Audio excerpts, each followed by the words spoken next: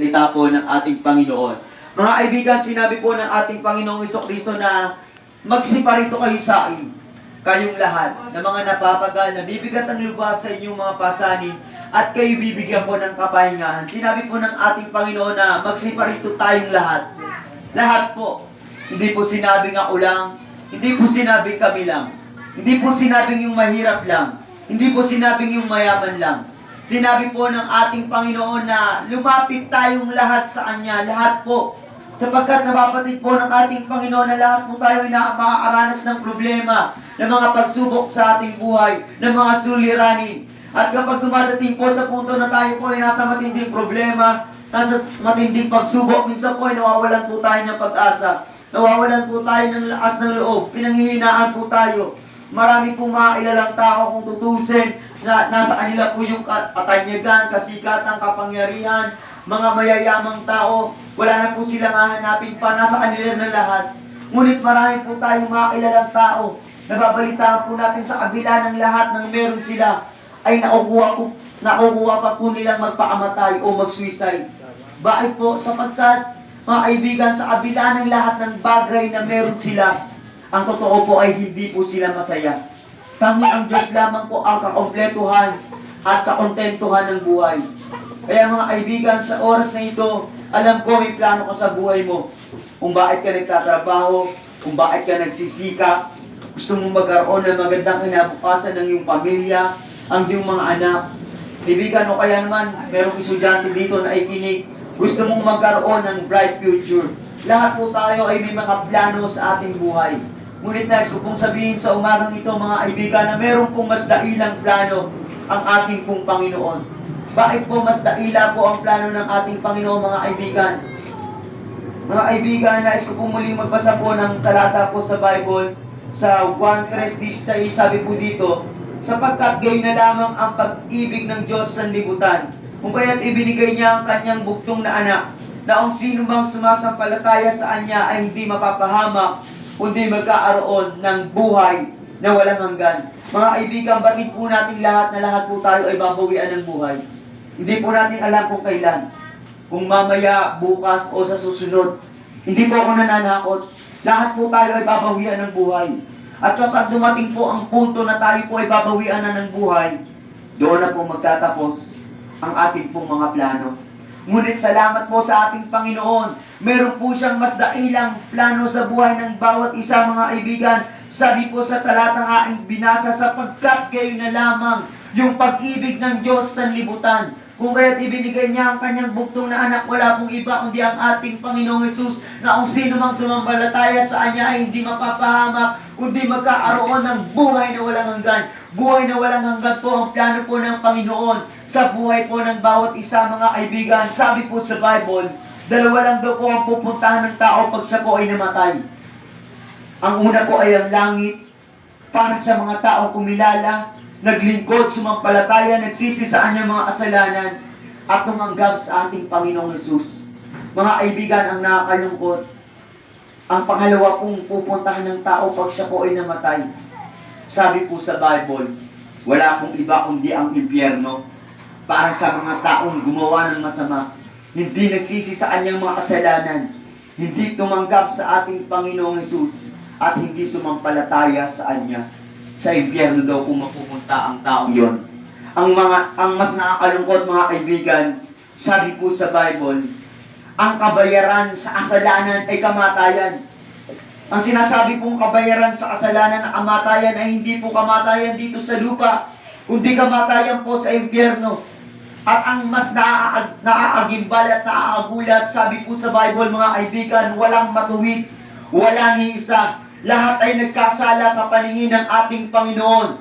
Kung lahat po pala tayo ay nagkasala, mga kaibigan, lahat po pala tayo ay dapat napunta sa impyerno pag tayo po ay binawian ng buhay.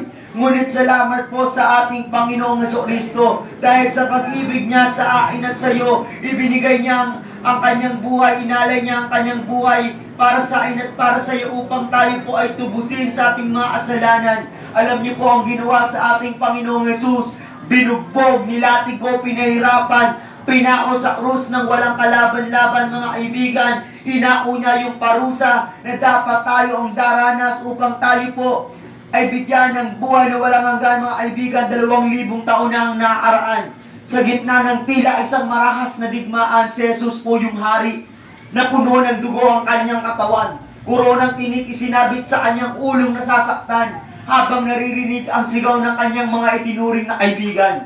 Ipako, ipako, yan po ang tunog na gumimbal. Ipako, ipako ang mga anghel nagkagulo sa senaryong hindi naman lohikal. Ipako, ipako, yan po yung litrato ng tunay na pagmamahal. At sa mga oras na yon, sa kanyang balikat ipapapasan, isang krus na mas mabigat pa sa kanya, habang unti-unti siyang nadarapa, 1, 2, 3, 5, ilang beses pa, hindi na maalintana. At sa wakas, nandoon na po siya sa bundok ng Kalbaryo. Inilabas ang mga pako, 1, 2, 3, inangat siya, tinaas siya, tiniis na po yung pagmamaltrato. At sa mga oras na yon, narinig po ng mga nagkaantyawang mga sundalo. Sabi po ng ating Panginoong Hesukristo, tapos na, tapos na. Yun ang sambit niya. At sa pagsambit niya po ng tapos na, doon niya po sinimula ng simula. Simula upang palayain po tayo sa ating mga kasalanan. Bigyan po tayo ng pag-asa sa ating mga pagsubok na pinagdadaanan. Bigyan po tayo ng kagalingan sa lahat ng ating karamdaman. At higit sa lahat, bigyan po tayo ng buhay na walang hanggan. Ang tanong, kaibigan, sa oras na ito, nais mo bang tanggapin yung buhay na walang hanggan na inaalok ng ating Panginoon? Sino po ang nagnanais tanggapin ang Amen. buhay na walang hanggan na inaalok ng ating Panginoon? Pwede po bang pakitasan niyo sa kamay? God bless po. Kayo po. God bless po sa inyo. God bless po. God bless po sa mga nagtaas. Ikaw po. God bless po. Nakikita po yan ng Panginoon. Kayo po, sir. God bless po. God bless po. Thank you po sa inyo. Mga kaibigan, di ko na po isa-isahin pa. Kung nais mong tanggapin ng ating Panginoon, sabayan mo itong munting panalangin na to. Ito po ay panalangin ng pagtanggap sa ating Panginoon. Ariin mo itong personal mong panalangin. Isipin mo na ang Panginoong Hesus ang kinakausap mo. Gagabayan lamang kita. And I believe after this prayer, your life will never be the same again. Simulan na po natin ang panalangin. Sabihin mo, Panginoong Hesus, Panginoong Hesus, na makapangyarihan sa lahat. makapangyarihan sa lahat. Marami pong salamat Marami pong salamat sa iyong pag-ibig, sa iyong pag-ibig, sa iyong pag-asa sa iyong pag-asa na inaalok. na inaalok.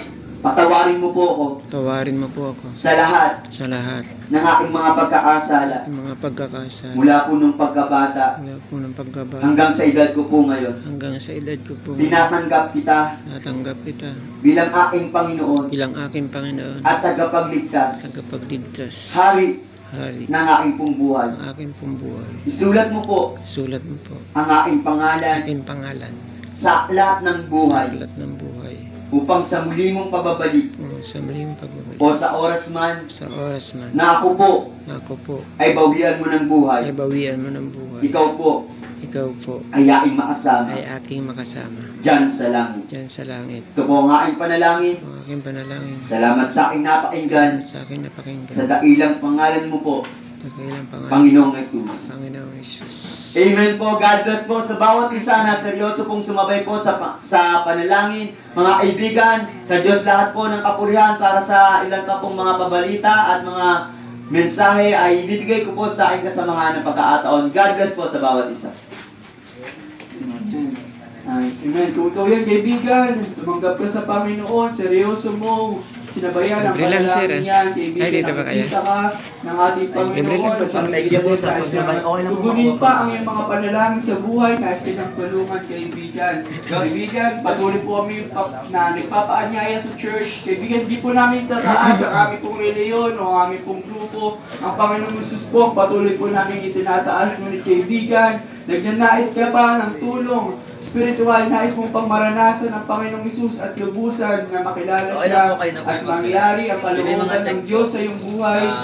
Pinapaanyaya po namin ang church po ay welcome po sa bawat isa Para madali pagdating po, po namin or sa mas simbahan, makilala po may ng pag-pray po sektaryan, namin kayo. kaibigan, Kung kayo welcome mag-alala, po wala ang po bawat problema. isa sa church. Isulat niyo po At dito kaibigan, yung ang church po prayer namin ay request niyo matatagpuan o or wish or church po hiling niyo namin po ay sa The Panginoon Father's na House gusto niyo pong matupad. Christian Center. Marami pamilyar I po hope kayo na dito. Sa pagkatapos tabi pa lamang po na ito. i-pray po natin Yan yan, po sa kung ano po SS, yung sa tabi po ng tingin SM. po ng ating Panginoon. Second floor po ng Naalala ko Bishop po nung first Building, sa time po ako nililikuan na po ng mga katulad niyo bus. po na Yan narinig po ko yung mismo, pangalan. second floor po, malapit lamang po. Nagkatotoo po yung Welcome aking na welcome po kayo sa Ah, church po. Tuwing gusto ko po linggo po makapagtapos ay na may ng gawain ng Nagkatotoo 8:30 po ng po. umaga. Kung hindi naman Kaya po kung kayo ano makatin yung po ng gusto ganun po niyo, kaaga, ah, meron po ng alas naniniwala 10 po po ako, ng magkakaroon. umaga. At kung hindi naman po available ng umaga ng linggo, meron po naman po na alas 6 po ng hapon sa araw po ng linggo. At kaibigan, meron din po ng Wednesday, katulad po nung sa araw, Wednesday, 6 p.m. din po kaibigan. Kaibigan, sa mga pinapamigay po namin babasnihin, meron po rin dyan cellphone number. Kaibigan, marami kayo po ay naghahangad po ng tulong spiritual or counseling kaibigan. Pwede nyo po tawagan lamang po yung number na yan o i-text kaibigan. At meron po sasagot po na personal po sa church. At kaibigan, may mga kasamahan din po ko na kumukuha po ng pangalan ninyo.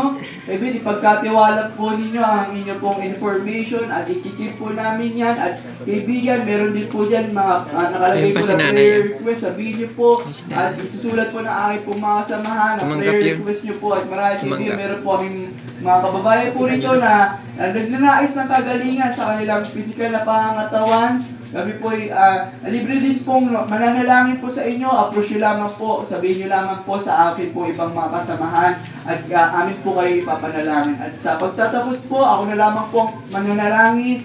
Panginoon, maraming salamat sa iyong ginawa sa umagang ito, sa patuloy na pangungusap mo sa aming mga kababayan. Patuloy po namin itong dinudulog na magpakahayag po kayo sa kanila.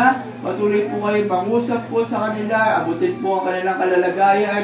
Panginoon, ang kanilang panalangin, higit sa lahat, patuloy po, natugunin niyo po, lalong-lalo na sa kanilang kaligtasan at pagbabago ng buhay. Patuloy po kayo magpahayag sa aming mga kababayan. Lord, dinudulog din po namin ang kanilang mga hanap buhay sa lugarin ito. Pagpalain niyo po kanilang pamamarangal at patuloy na pamumuhay at kamahanap po ay pagpalain niyo po sila, Panginoon. Maraming po salamat. Patuloy niyo po pagpalain mga tumanggap ng seryoso, magpakayag po kayo sa kanila. Maraming salamat. Ito po kami panalangin sa pangalan ni Jesus. Amen. At God bless po sa amin po mga kababayan na nakinig ng seryoso. Pagpalain po tayo ng Panginoon. Thank you for watching. Follow for more.